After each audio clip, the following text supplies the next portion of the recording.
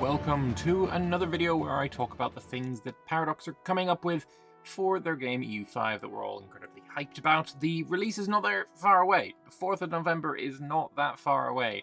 And if you still haven't picked up a copy and you would like to, and also support me at the same time, you can go to the Paradox store and choose, whichever version of the game you want, just EU5 or the premium edition, which comes with the 4 of the DLCs that are coming up. And if you use my code that is in the description below, then you will see this creator referral activated. If it's not there, though, you can just write, not that, Lord Lambert, and add the promo code, and, you help me out, and you get the game that you're probably going to get anyway. So, yeah, I mean, if you're watching these kinds of videos, I think you're pretty much interested in the game, right? But either way, let's get back onto the topic, which is piracy, the golden age of piracy, and another piece of artwork which I am really quite liking. Though I will say, could have chosen a different country to blow their ship up. Come on. I mean, come on. Anyway, let's get into it and learn what we're going to get in the golden age of piracy. Also, the Little Ice Age is in this devd area as well. Let's not forget the Little Ice Age, which is something I have experienced. I haven't experienced much of the golden age of piracy, but the Little Ice Age, oh boy, it's pain. It is, in fact, pain. Anyway, Golden Age of Piracy. The seas churn, the chaos of shifting powers, crumbling trade monopolies, and restless ambition. As the powers of Europe wage endless war for dominance, their merchant fleets grow fat and complacent, easy prey for bold men with sharp cutlasses and swifter ships. In the furthest corner of the colonial outposts and lawless harbours, a new breed of seafarer emerges. Castaways, privateers, deserters, and dreamers, drawn by fortune and freedom, now gather under black flags. These outlaws turn to piracy not just for plunder, but for purpose. And being the Caribbean or Africa, and you got a scroll bar, which means there's more that we just can't read. But it lasted from the mid-1600s to the early 1700s, began as rival empires expanded across the seas using privateers to attack enemy trade. When peace came, many of these men refused to give up the profits and freedom of raiding and turned to piracy. Navies were stretched thin, and many coasts remained poorly defended. In places like the Caribbean and West Africa, pirates found safe harbors and eager recruits.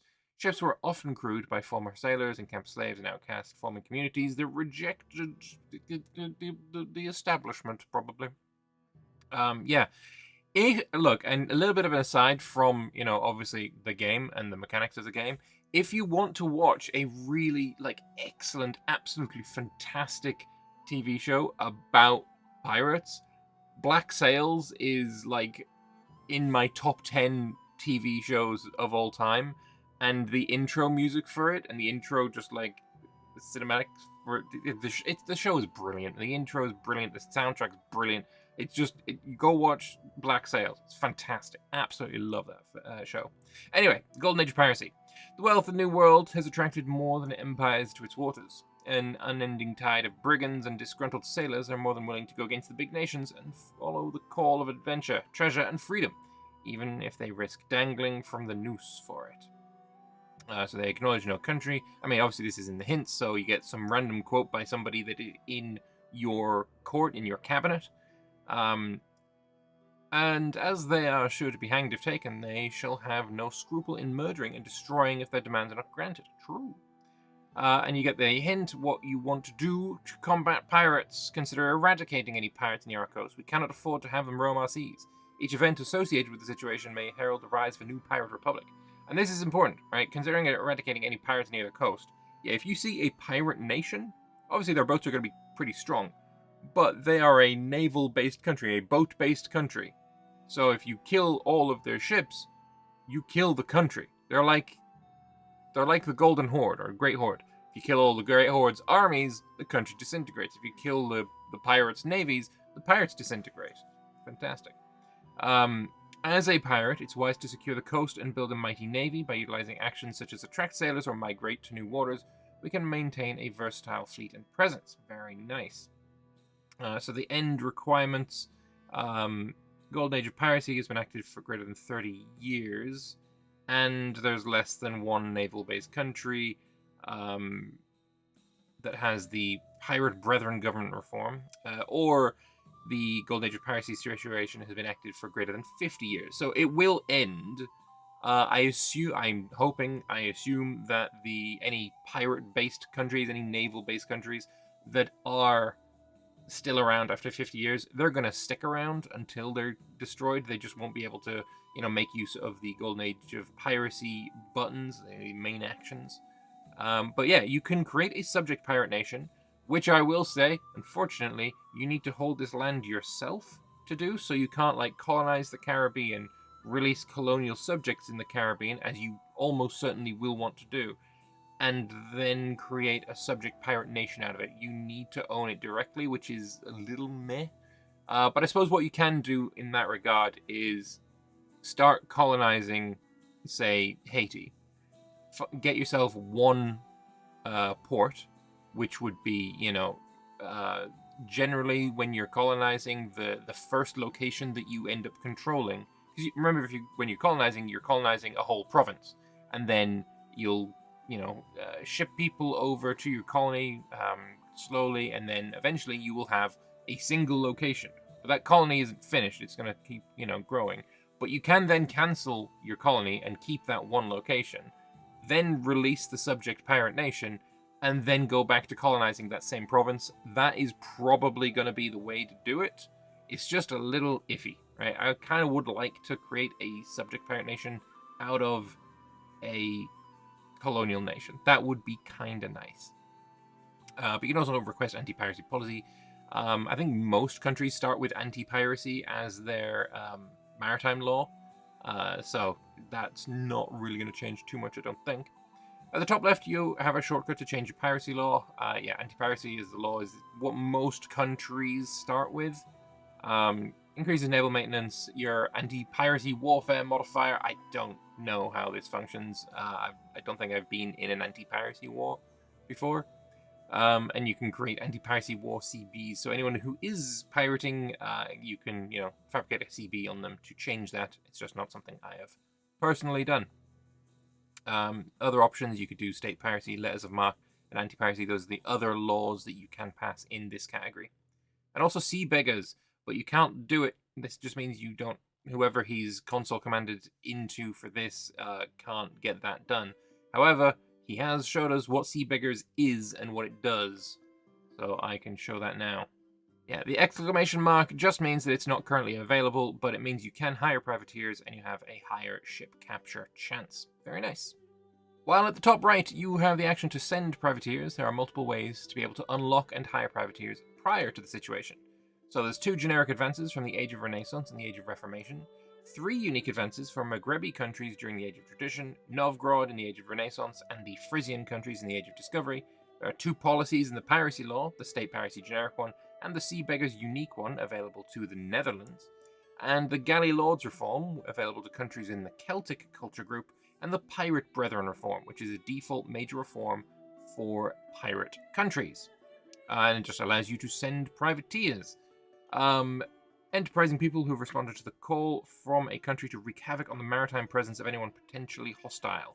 The way this works is not, I have a navy and I'm going to turn them on, privateering mission. That's not how it works anymore. Generally, what I've seen is that it is just a modifier to sea zones that will reduce maritime presence. And obviously, maritime presence is a big, big deal. So having privateers in your waters, especially if you are a country with a lot of coastline, is very, very painful, right? You do need to deal with it. You do need to fix the issue. You do get a pop-up saying, oh, there are privateers in our waters. So you're not unnotified, but it is quite difficult to know where to go, I've found, in order to deal with this. In, obviously, the pre-release build that I've got, things might change.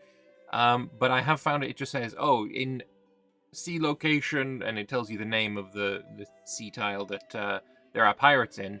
But you can't just click it and it'll bring you to that sea location. You kind of got to use the search function to find it, and then get your navy and get it in the right place. It's just a little bit of a hassle. But I mean, dealing with pirates kind of should be a little bit of a hassle, but I'd rather it wasn't a little bit of a UI hassle, if you know what I mean. But either way, let's move on.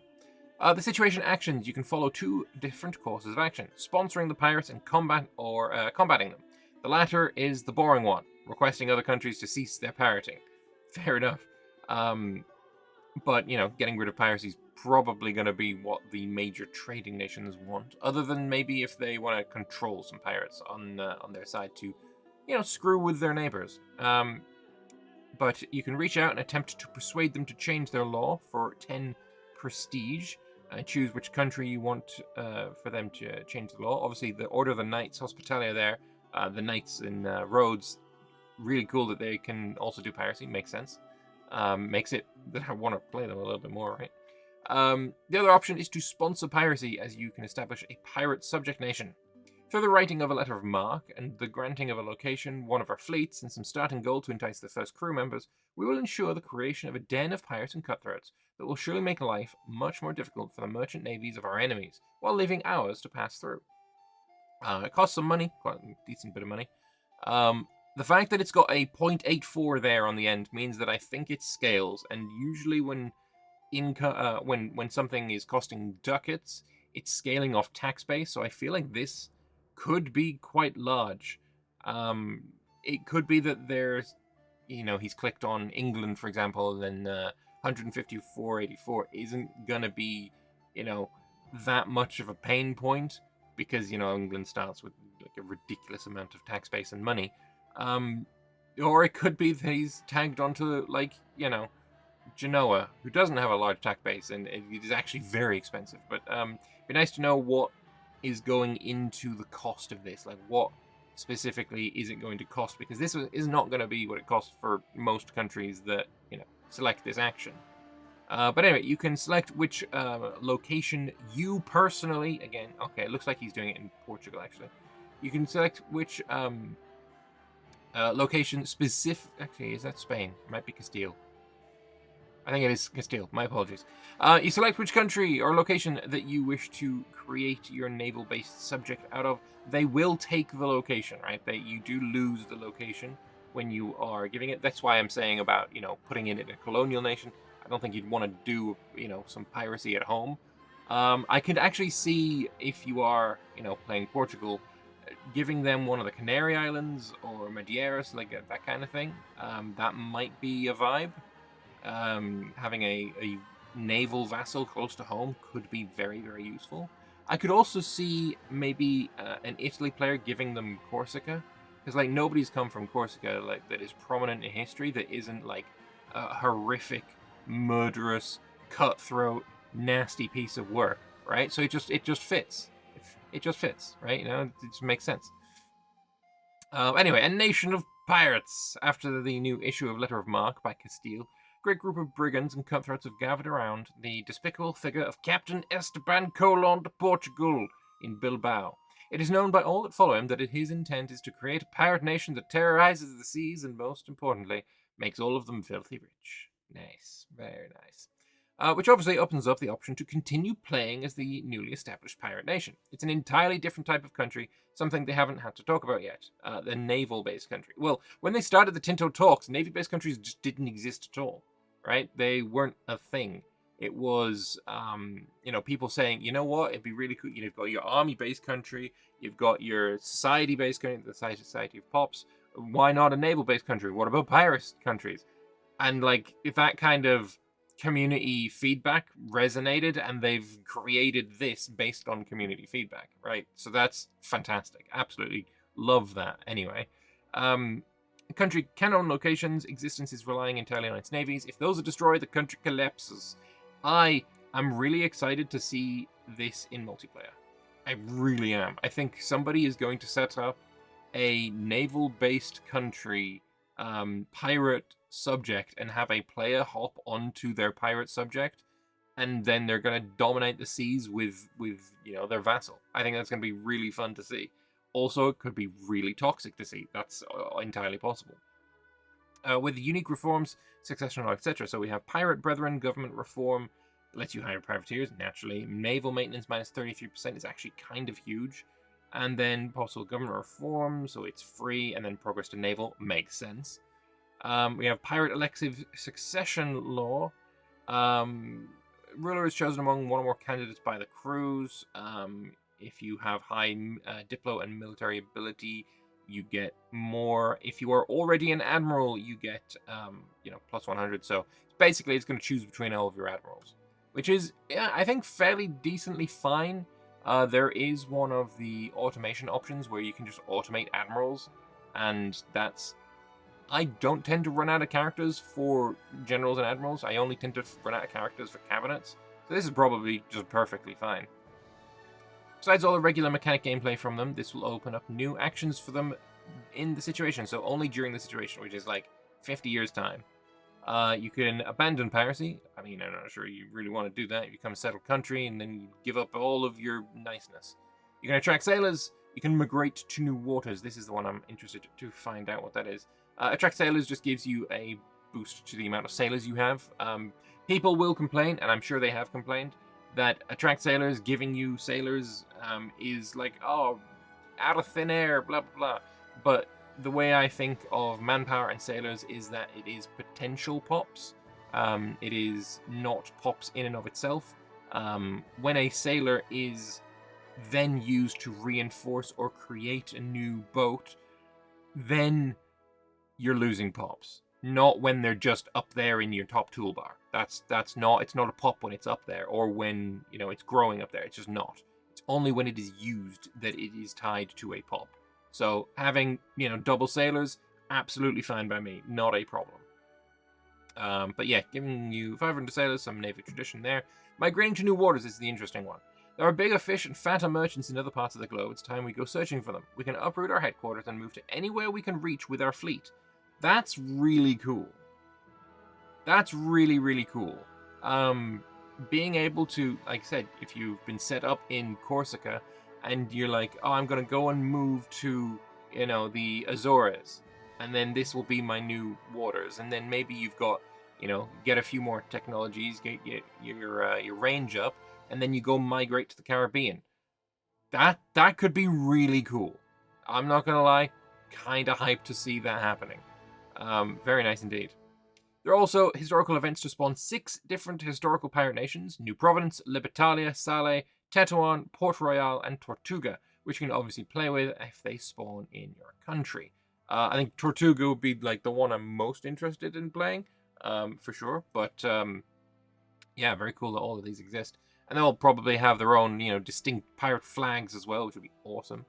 On the island of the coast of Tortuga, a secret assembly of pirates and privateers gathers for an inaugural meeting. Inside a makeshift cabin, the captains collaborate on a crucial agreement. Hours later, they emerge to unveil the Pirate Code of the Brethren, establishing a united front under shared articles of conduct tailored to fit various crews. With Tortuga as their operational hub, the Brethren of the Coast pledge to sail under black sails, ready to unleash terror across the Caribbean. This moment marks the dawn in a new era of piracy across the entire region.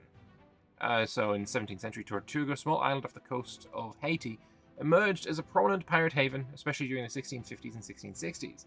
Its strategic location attracted pirates and privateers who targeted Spanish shipping and evaded colonial authorities while plundering lucrative trade routes.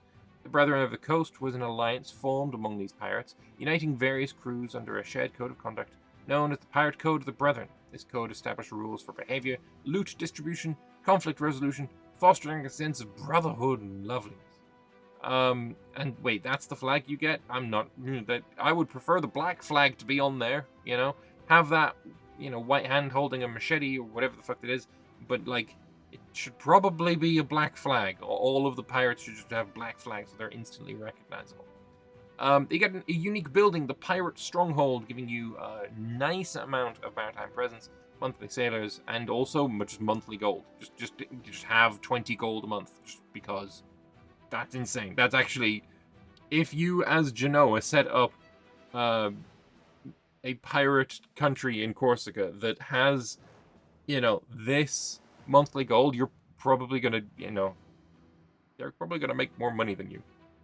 But you do need to supply them with naval supplies, weaponry, liquor, guns. So this is not something you do immediately. and lumber. So it does have quite the input, and probably way less input than what you're getting out of it. But you do need to do this because the country itself is paying like 10 to 20% of the input goods, and so you need to keep these input goods costs down. And lumber tends to fluctuate quite wildly because it's used quite a lot. So yeah, no, very cool. I love that. At the end of the situation, a variable will calculate if the pirates won it, the reward for killing the king of pirates. So, the so-called Golden Age of Piracy was supposed to burn itself out, a flash of rebellion and greed destined to collapse under the weight of its own chaos. However, the fires of this wretched movement still burn bright across the ports of the Thicana of Lankasuka. Okay. For decades, they consolidated their power under Awang Panji Anugrah and its predecessors, reaching the top of the pyramid of greed, thriving in the loot accumulated from their many voyages. Their ships are faster, their sailors hardened, and their captains bolder than ever. Trade convoys reroute in fear, coastal settlements reinforce their walls, and the navies of the world brace for more blood. The Lankasuka have prevailed. Okay, so you can win the Golden Age of Piracy as a pirate nation. You get great pirate states, so a bunch of morale, navy tradition, and republican tradition for 30 years, and you gain a bunch of stats on your ruler as well, which is very nice, of course. No permanent modifiers, though. The game doesn't like to give permanent modifiers. I will say the ending of this situation and this modifier is way more impactful and noticeable and desirable than the end of, for example, the Italian Wars, which is kind of ass. So this, really, yeah, it's fine. And if the pests are no more, then I guess the pirates just kind of die out and they're gone. For decades, the scourge of piracy has haunted the coast, infesting the trade routes that often ferry vital and valuable goods. Thankfully, due to collaborative efforts, the last pirate havens have been raised and their leaders await a swift appointment with the hangman. The so-called crews of renegade fortune now bow before crowns or lie rotting in shallow graves. The golden age of piracy is over. Their era is finished, and the oceans are once again safe from their chaotic grasp.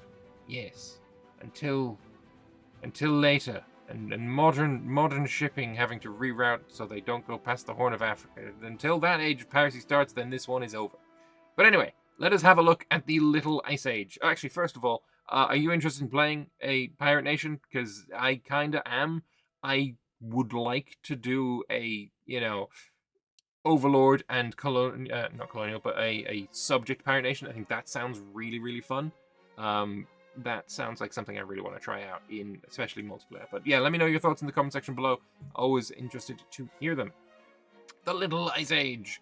A forward on the Little Ice Age before we start with it. Technically speaking, this climatic period is considered to start sometime around the 14th or 15th centuries, following the medieval climate optimum. What we have represented in the game is the Maunder Minimum, a very cold period that started around 1650 and lasted for some decades, differently depending on the region. We considered that this would fit well within our game, so the LIA, Little Ice Age, is a global situation happening during the Age of Absolutism from 1645 to 1615. Yeah, essentially, the Little Ice Age is for the entire game, or for a good portion of the game. But there was a period that is much, much colder, much more devastating, and so that's the part they're representing, which is perfectly fine. As far as I recall, this started because of a volcanic eruption in, I want to say, Indonesia. That obviously pumped out a whole bunch of ash and dirt and dust and crap into the sky, which then reduced the amount of sunlight that hit the Earth, which meant the Earth cooled down, which meant there was more snowfall, which meant that more sunlight was reflected from the white snow back into the sky, which kind of compounds the problem, and that kind of rolling issue just kind of got worse for a while. So yeah, Maunder Minimum, really quite awful. I'm glad that they're representing it, though, for sure. The recent years have hosted a series of winters far harsher than usual. Crop failures, starvation, and the encroaching cold have made life in the Crown of Castile a challenge. In the midst of this, our farmers have begun noticing lesser returns from their harvests as granaries run dangerously low. The people know not what sin has caused such divine wrath, but alas, we remain hopeful that the sun will return to its full glory. Marked by a series of cooling periods that affected much of the northern hemisphere, The beginning of the Little Ice Age was likely triggered by a combination of factors including reduced solar activity, increased volcanic eruptions, and changes in ocean currents. As the temperature dropped, longer and harsher winters took over, resulting in unique events such as the freezing of the Thames in London, coinciding with a volcanic winter triggered by the eruption of... Bet this one is in Indonesia. This might be the one that I was referencing. Huayna Patina. In combination with famines across Europe, this period is known for some of the lowest temperatures in several centuries. So with a bit of prayer, you'll see better days soon. Sure, I'm sure that's going to happen. Winters will last longer, food supplies will suffer as famines and shortages likely appear during the period. Shall the Little Ice Age test the resilience of our people, forcing rulers to adapt or watch their domain descend into hardship. Whether through careful governance or sheer survival, history will remember those who survive and overcome this harsh period. Oh, of course winter is coming. Naturally. I like that. So, how do you fix the Little Ice Age? How do you deal with it? You only have one recommended action. Expand the buildings that produce or enhance the production of food. Yeah, just make more food. Just make more food. The start of the situation will add a harsh winter modifier to all locations impacted by it, which will reduce their food capacity and production. Thus, this is a very mechanical situation which is managed by your food. It's the key action to do so to avoid losing valuable pops. Minus 25 capacity and food production. If you are kind of just coasting along with your food, making it so that, anytime that you have the pop-up coming where you're like, oh, I'm losing food, so you build a bunch of food production, and then it's fine. Or you look in your economy tab and you see, oh, I am purchasing food, but it's like 4 or 5 ducats. I don't care. You're gonna really suffer during the Little Ice Age. You are gonna really suffer very, very hard. Even if your pups aren't like going to starve and stuff, the amount of money you spend on buying food is really high. Really, really high. You can end up in a situation, if you've conquered a lot of land, you're going to end up in a situation where you're spending 1,000 ducats on food. Put simply, I unified Italy. Little Ice Age rolls around, I'm spending 1,300 ducats a month on purchasing food. Before that, I was spending about 100 ducats because Italy is very urbanized. So I went from 100 ducats to 1,300 ducats on purchasing food. And this is like a version that wasn't, it might have been balanced since, but I imagine it's balanced in a way that leaves me with less food than more food. It's you need to be on top of this. You need to be building your food producing RGOs. You need to be looking at the New World and taking some potatoes and maize and stuff back to the Old World, because those are giving you more food. Replace the bad food goods with some better food goods. You need to be doing this, otherwise you really, really suffer during the Little Ice Age. I think it's going to be suffering for everyone regardless, but to mitigate it, you focus more on food. Besides normal gameplay mechanics, you can also do stuff in the situation panel. Enforce rationing policies, provincial food production, and send food aid. So, for rationing policies, what you get here is every provincial capital that we own in the designated market will gain enforced rationing policy, which lowers the food consumption of all of your different pops, but increases unrest. That's fair enough. Costs you 10 stability. I think you should probably just do this just instantly, for sure. Expand the provincial food production. The selected province gains expanded food production for 10 years, which gives plus 10% food production. Fair enough. If possible, location with the highest food raw material, food RGO. I mean, I like the term RGO, resource gathering operation. I quite like it for like the history of it. It's been used since like Victoria too, or maybe even before that. I don't know. But they need to be consistent. Food raw material is just not a term I've heard before. I can tell what it means, but nah, call it RGO. Anyway, it'll, with the highest food RGO production in the same province, also gains expanded raw material output for 10 years.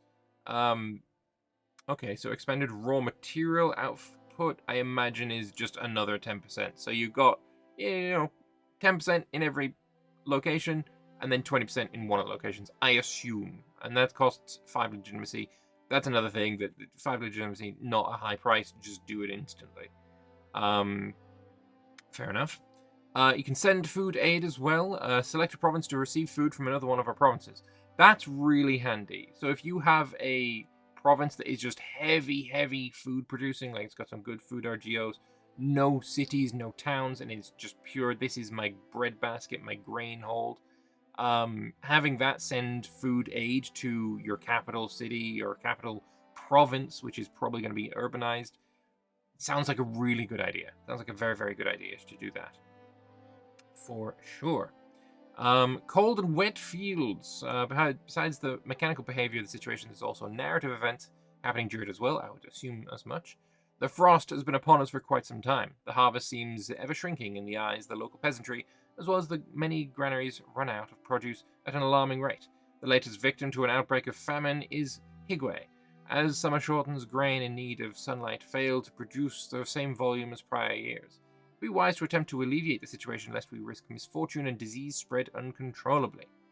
No blades left in the plain. Another one that you can have that happens. The workings of a witch may help or hinder you, I guess. Burn the witch or I guess, unreasonably deal with the witch. And then finally, the situation will end with the end of the Little Ice Age. Decades after our world started freezing, we still struggle with famines and food production. Despite our adversities brought forth by the Little Ice Age, we have survived, overcoming the latest obstacle in a series of hardships. The icy landscape across our crown may not be retreating entirely, but the worst part is behind us. Life has been quite harsh as crops failed consistently. The threat of starvation has pushed many to the brinks of abandoning their humanity. Despite this, we embrace the next day with a warm smile and the intention to persevere, naturally. I don't think you get anything for it ending, but, other than I can now produce food. There's more, but there's a message from Pavia about the schedule for the next couple of weeks. Okay. Bit of sad news. They'll be skipping most forum posts for the next couple of weeks, except dev diaries, which are handled by the community management team, as they have a bank holiday this Friday, which was yesterday. And then next week, actually no, it's Sunday today, isn't it? It is Sunday. It was 2 days ago. Whoops. Next week, they have to attend a Paradox staff conference in Stockholm. And before anyone asks, it won't be an entire week there, but they want to use as many work days as possible of that week to focus on what's important for us now, polishing the game. And the following Monday, they'll have another bank holiday. This means they'll back to be regular scheduling on the 24th. 10 days from now? Oh my gosh. However, from there until the release of the game, they'll have regular weekly posts once again. So, there is a third dev diary, Trade and Economy. I've really enjoyed reading these, but there isn't much new news, so that's why I haven't been doing videos on them. On the 18th, there is one for Discovery, so, discovering colonization and such. And then on the 24th, we'll be looking at multiplayer. Super excited about seeing that. I've done a tiny bit of testing of multiplayer just to see the systems with Lemon Cake and Playmaker. It was a little bit... we desynced pretty hard when Playmaker joined. They told us that they're working on it, so I'm sure that it will hopefully be fine by release. But the systems themselves, I'm really excited about. I'm not going to, explain about all of them here. Check out the video that's here. But anyway, there is more stuff. So some developer comments and commentary and all of that kind of good stuff. So starting with the estates for the pirates. They have unique names. We have the Brethren, the Captains, the Chaplains, the Smugglers, and the Buccaneers. Very nice. Are there any pirate types at the start of the game? No, but there is an event that can spawn the Victual Brothers in the Baltic pretty early on. Very nice. I think they are in Visby on the island of Gotland. Can pirates spawn outside of the time frame of the situation? There can be some spawned outside the situation through events, but they can only decide to abandon piracy during the situation. Are there any chance for earlier pirate republics that formed historically that might show up, like, the Victual Brothers in Gotland? There is an event for them.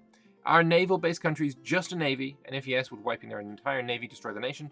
They also own locations like a regular country, and they can also build armies, I will say. But their power lies in their navy, so the country is destroyed if the navy is destroyed, which makes sense. How does it work to attract sailors? That button that I was talking about. Is it adding 500 total one time at country level? Is it impacted by certain country modifiers, or does it work the same for England and Russia? So it gives of 2 times your burst. It gives a burst of 2 times your monthly sailors with a minimum of 500. So, the country that he had, lower than 500, or sorry, lower than 250 a month. So that's why he got 500. Very nice. What's the incentive to create a pirate nation subject as opposed to using that money yourself to achieve the same goals? So they pay you, and they can have a stronger navy than you can get by yourself with their locations, and also they are pirates. Makes sense, for sure. Do I have to own the location directly, or do colonial subjects count for the purpose of creating pirate subjects? It has to be directly owned, and you can see it is kind of a disliked thing. I kind of agree with them. I would prefer it if I could, force it out of a colonial subject. It is what it is. And then finally, although the modern minimum did indeed begin in 1645, many studies have argued that the widespread famines and other disasters which gave rise to large-scale uprisings in the late Ming Dynasty were due in great extent to the result of the Little Ice Age. Should the game not therefore consider representing the broader phenomenon of the Little Ice Age, rather than focusing solely on the modern minimum? So they considered initially to have it cover the broader period, but it was decided to have it more focused, as otherwise it'd have a situation active during most of the game, which doesn't feel as impactful. And I have to say, I would agree with that as well. So otherwise, what? If you have the Little Ice Age covering the majority of the game, and then the period where it was specifically and bad during the modern minimum, do you then have an extra situation, or do you have your situation suddenly get much, much worse, and then it goes back to... I think I'm happy with the way that they have it here. But I'm interested to know your thoughts as well, so please do leave them in the comment section below. And remember, if you want to help me out, there's a link in the pinned comment where you can purchase the game, and I get a little bit of a cutback, and then everyone's happy. And yeah, I'm pretty happy now. I am interested in playing Pirates. I'm scared of what happens when the Little Ice Age comes out, and I will see you guys in the next one. Toodaloo, bye-bye. Actually, we'll say the next video I make will be an AAR, and I guess I've already kind of spoiled it if you watched the podcast that I did with Generalist and Malforian. It's on Generalist's channel if you want to go and check that out. I'll put a link to that in the description. I did kind of spoil what I'm playing for my next AAR. It's going to be Wales, and yeah, so that's going to come out hopefully before, I don't know, before Wednesday next week. Hopefully. Fingers crossed. But anyway, thank you very much for watching, and I will see you in the next one. Bye-bye.